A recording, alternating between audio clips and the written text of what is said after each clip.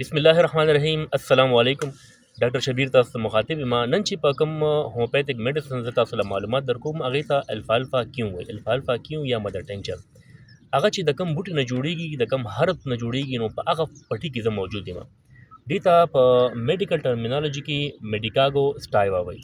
میډیکاګو سټایوا ته لوسن هم وایي او عام طور ته زموږ زمیندارونه شوتل وایي. شوتل نه د هومیوپیتھک میډیسن الفالفا کیو جوړیږي او د شوتل کمې فایدې دي. نو تاسو چې خبر شئ دې نه تاسو به حیران شئ چې د انساني صحت دپاره څومره فایدې دا لري دا بوټی. زمیندارونه د څاروو چې کوم کانسټیپیشن وي، خېټه سخته وي یا درد وي یا قبض وي، هغې دپاره د څاروو ته ورکوي. یا کوم څاروي د پی پیداوار دپاره د زیاتو پی دپاره هم، یا کوم څاروی کمزوری وي ډېر زیات، نو هغې دپاره هم دا شوتل یا میډیکاګو سټایوا هغې دپاره دی زمیندار ورکوي.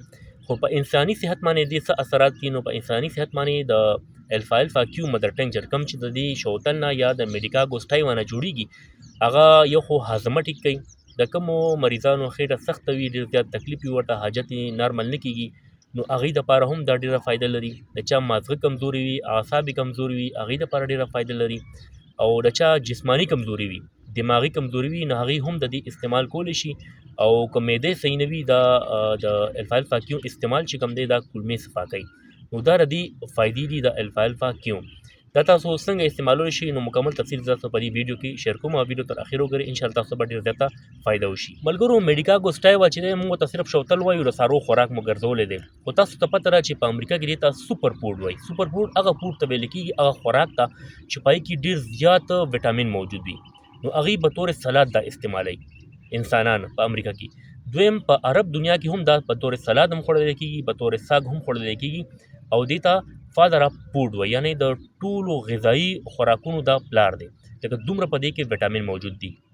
د میډیکاګو سټایوا یا شوتل طریقې استعمال داسې دی چې تاسو دا به طور سلاد هم خوړی شئ او ساګ ترې هم جوړولی شي، یا نور ساګونو سره تاسو میکس کولی شئ، خوړی شئ. یو خو دا پیشاباور دی او دا سټون چې کوم دی ګردې کاڼي دپاره ډېر زیات مؤثر دی، ګردې کاڼی ماتوي.